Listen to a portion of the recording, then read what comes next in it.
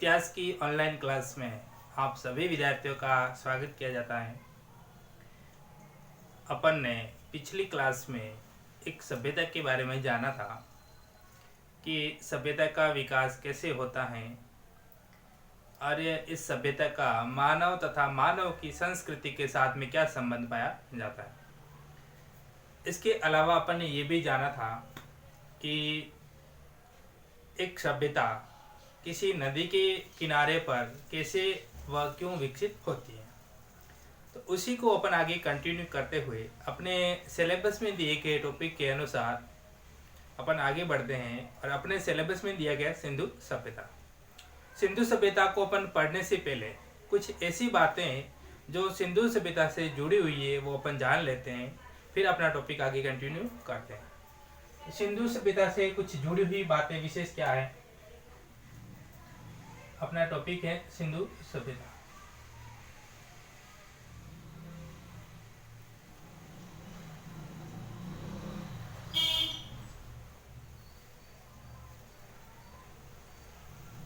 इसी सबसे पहली बात तो ये है सिंधु सभ्यता से कि जब सिंधु अपने भारत में सिंधु सभ्यता विकसित हुई उस समय विश्व के अंदर कौन कौन सी सभ्यता विकसित हुई थी।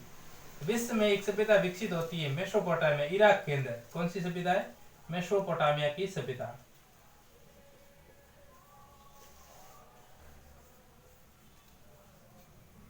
दूसरी सभ्यता होती है मिस्र की सभ्यता। तीसरे नंबर पर बात करें तो चीन के अंदर एक सभ्यता विकसित होती है, चीन की सभ्यता। और फोर्थ नंबर पर अपने बात करें तो भारत के अंदर सिंधु सभ्यता विकसित होती है।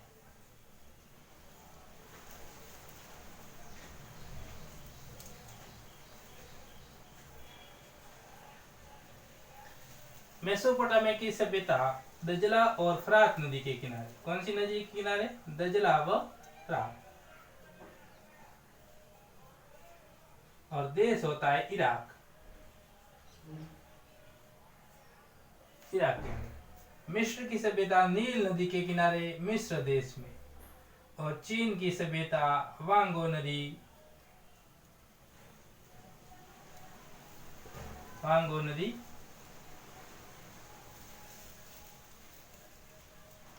वांगो नदी और चीन के अंदर। और सिंधु की बात करें तो अपने सिंधु नदी के किनारे भारत में। कहां पर विकसित होती है? भारत में। तो ये चारों सभ्यता आपस में समकालीन मानी जाती है। और इसके अलावा अपने सिंधु सभ्यता की कुछ बातें और है जिसको आपको विशेष तौर पे याद रखनी है कि ये एक तो आद्य ऐतिहासिक काल की सभ्यता मानी जाती है। कौन से काल की मानी जाती है? आद्य ऐतिहासिक काल।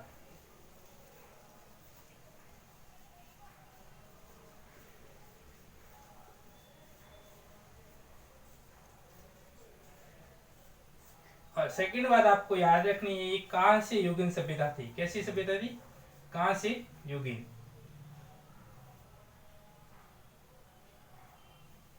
कांस्य युगीन। और थर्ड नंबर पे बात करती एक नगरीय सभ्यता थी। कैसी सभ्यता थी? नगरीय सभ्यता। ये आपको विशेष तौर पे याद रखना है। इसके बाद अपन आगे बढ़ते हैं कि सिंधु सभ्यता की खोज कैसे हुई थी। तो अपन ने यहाँ तक जान लिया था पिछली क्लास में कि एक नगर उस नदी के किनारे विकसित होता है और वो रेत के टीले में तब्दील हो जाता है।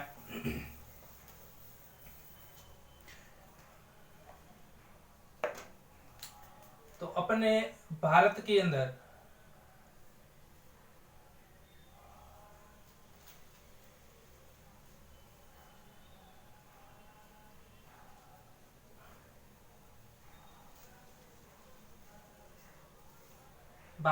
एक यहाँ से नदी निकलती है, सिंधु नदी।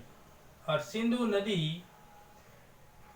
नदी के किनारे एक रेत का टीला बना था और उसके नीचे नगर दबा था। यहाँ तक अपने पिछली क्लास में जाना था। जब ये रेत का टीला बन गया उस नगर के ऊपर तो इसकी सबसे पहले जानकारी किसने दी? इस टीले की सबसे पहले जो आप खोज पढ़ते हैं ना कि सिंधु सभ्यता की सबसे पहली खोज किसने की? दयाराम साहनी द्वारा। वो ये नहीं है। इस टीले की सबसे पहले जानकारी एक ब्रिटिश यात्री आता है चार्ल्स मैसन, वो अपन को देता है 1826 के अंदर। कब देता है? 1826 के अंदर। एग्जाम में यदि कभी सवाल पूछा जाता है कि सिंधु सभ्यता के बारे में सबसे पहले जानकारी किसने दी, तो आप दयाराम साहनी करके मत आ जाना, क्योंकि दयाराम साहनी जी ने जो उसका उत्खनन सबसे पहले करवाया था, इसकी खोज और इसकी खोज के बारे में आपको सवाल पूछे कि पहली जानकारी किसने दी, तो 1826 के अंदर हमें सबसे पहले जानकारी मिलती है। कब मिलती है? 1826 के अंदर। और एक ब्रिटेन से यात्री आता है, चार्ल्स मैसन। चार्ल्स मैसन सिंधु सभ्यता का जो टीला था उसकी सबसे पहले जानकारी दी थी हमें चार्ल्स मैसन ने, और 1826 के अंदर इन्होंने भारत की यात्रा की, और उस जब पंजाब से वो गुजरे तो उसमें उसकी इस टीले पर नजर पड़ी, और नजर पड़ने के बाद ये जब ब्रिटेन में चले जाते हैं तब 1842 के अंदर वहां जाकर के एक अपनी बुक्स लिखते हैं, द नैरेटिव ऑफ जर्नीज, और उसके अंदर इस टीले का उल्लेख करते हैं कि भारत के अंदर एक टीला है और उस टीले के नीचे कोई नगर होने के अवशेष हो सकते हैं, संभावना व्यक्त की थी। उनके बाद दूसरी अपन को जानकारी दी है, यहाँ लिख देते हैं प्रथम जानकारी।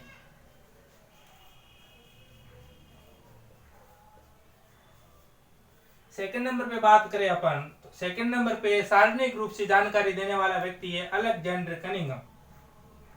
1853 के अंदर भारत में आते हैं पहली बार, और पहली बार 1853 के अंदर भारत में आते हैं, और भारत में आकर के उस टीले पर इनकी भी नजर पड़ती है, और ये एक बार आकर के वापस चले जाते हैं, और ये 3 बार आते हैं भारत में, 1853, 1856 और 1875 के अंदर। 1856 में कनिंघम वापस आते हैं, और उनके साथ उनके ही समय में 2 व्यक्ति और आते हैं 1856 के अंदर, जो बर्टन बंधु के नाम से जाने जाते हैं। बर्टन बंधु के नाम से जाने जाते हैं, और ये दोनों ही अभियंता का कार्य करते हैं, और 1856 के अंदर कराची से लाहौर तक एक रेल लाइन बिछाने का कार्य करते हैं। क्या करते हैं? रेल लाइन बिछाने का कार्य। और उस रेल लाइन बिछाने के लिए जब ये पंजाब के अंदर पहुंच जाते हैं, और पंजाब में आते तो इस टीले से ये ईंटें निकाल कर अपने रेलवे लाइन में नीचे डाल देते हैं, तब इनको भी आश्चर्य होता है बटन बंधुओं को कि यहाँ पर किसी नगर के अवशेष हो सकते हैं। उनके बाद 1856 में कनिंघम आते हैं और वापस आते हैं 1875 में, और अपने भारत के अंदर 1861 के अंदर एक पुरातत्व सर्वेक्षण विभाग की स्थापना होती है। क्या होती है? 1853 में ये वापस आ जाते हैं, 75 में, और 1861 के अंदर भारत में भारतीय पुरातत्व सर्वेक्षण विभाग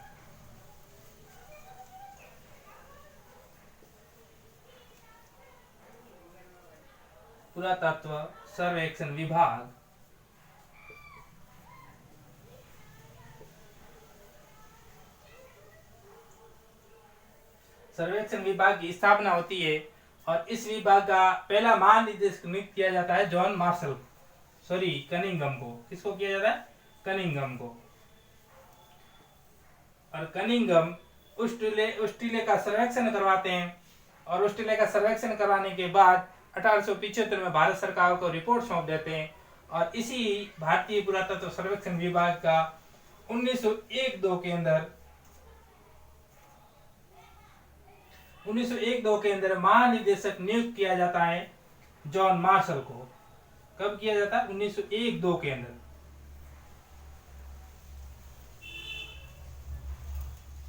और उस समय जॉन मार्शल की चार्ज में सहयोगी व्यक्ति होते हैं, एक तो दयाराम साहनी जी होते हैं, एक राखलदास बनर्जी होते हैं, एक होते ऑरल स्टाइन, और एक होते अर्नेस्ट मैकी। और इन चारों व्यक्तियों ने इसका सहयोग किया जॉन मार्शल का, और जॉन मार्शल के नेतृत्व में 1921 के अंदर दयाराम साहनी जी ने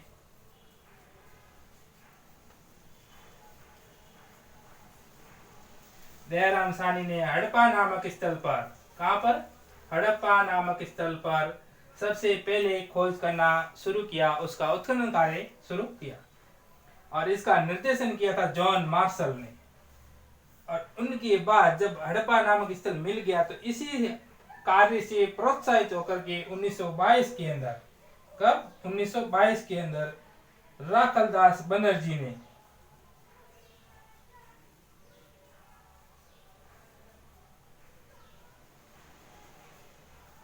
राखलदास बनर्जी ने मोहनजोदड़ो नामक स्थल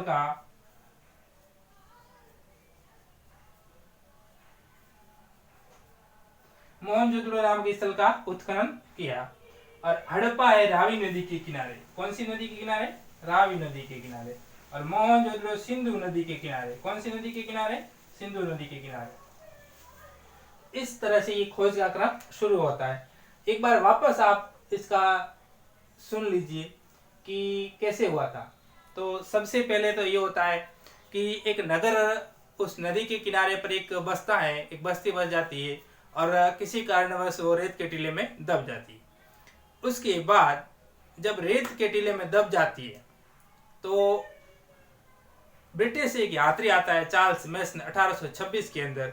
और जब पंजाब से वो यात्रा करता है उस समय उसकी नज़र उस टीले पे पड़ती है और वो यात्री उस टीले पे जाके बैठ जाता है।